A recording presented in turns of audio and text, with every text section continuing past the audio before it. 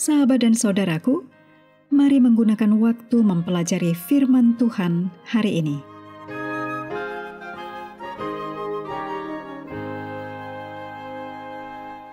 Hari Jumat tanggal 24 Oktober ini merupakan bagian pendalaman dari pelajaran konflik di balik semua konflik.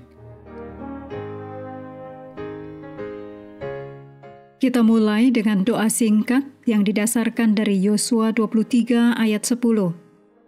Sebab Tuhan Allahmu, Dialah yang berperang bagi kamu, seperti yang dijanjikannya kepadamu. Amin.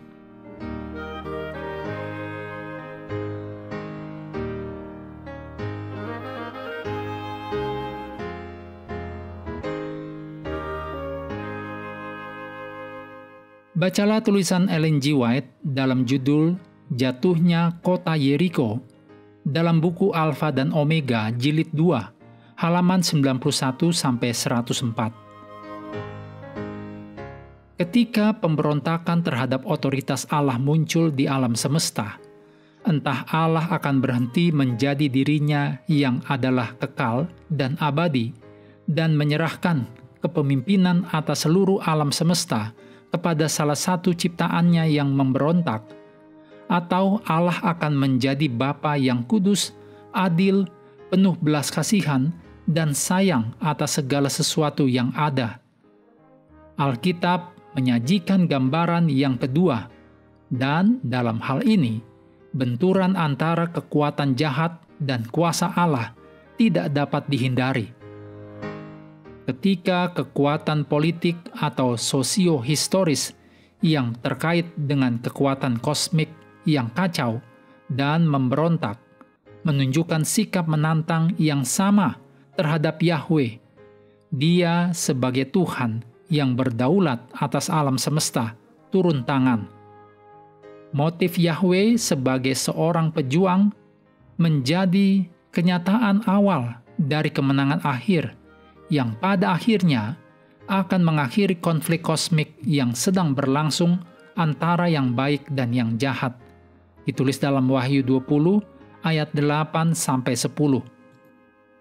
Selain itu, peperangan ilahi Israel tidak hanya mencerminkan sekilas konflik kosmik seperti dalam cermin, tetapi juga merupakan bagian yang tak terpisahkan dari kontroversi yang sama, yang mempersiapkan penghakiman Allah di akhir zaman dalam lingkup sejarah saat ini.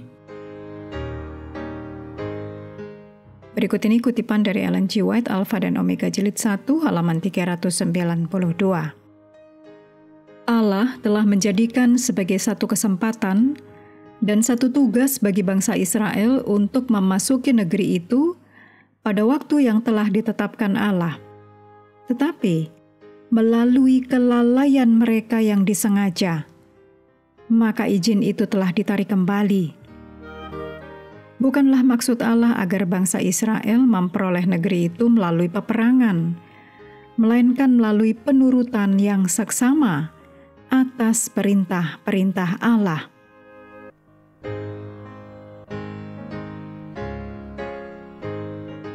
Berikut ini adalah hal-hal untuk diskusi. Yang pertama, diskusikan latar belakang konflik kosmik untuk membantu kita lebih memahami Tuhan yang memerintahkan Israel untuk berperang. Yang kedua, diskusikan jawaban untuk pertanyaan hari Senin mengenai realitas pertentangan besar dan bagaimana hal itu terjadi di dunia sekitar kita. Apa peran kita dalam pertentangan ini dan bagaimana kita berusaha untuk memenuhinya.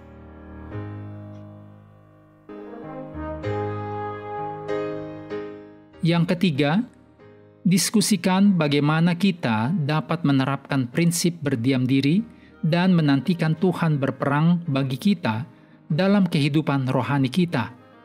Yang keempat, seringkali dalam diskusi dan perselisihan yang terjadi di gereja, kita ingin melihat siapa yang berada di pihak kita.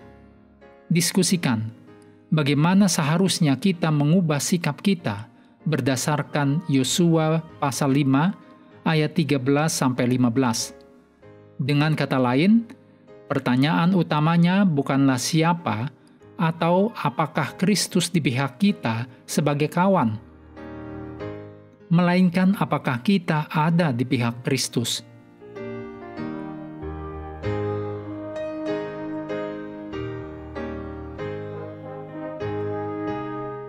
Mengakhiri pelajaran hari ini, mari kembali ke ayat inti, Yosua 10 ayat 14.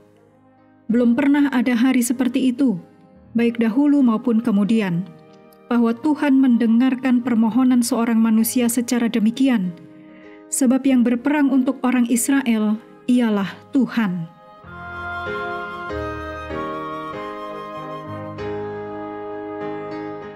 Sahabat juga perlu melengkapi waktu untuk bersekutu dengan Tuhan setiap hari dengan bacaan Alkitab sedunia. Percayalah kepada nabi-nabinya yang melanjutkan dari Yosua pasal 4. Tuhan memberkati kita semua.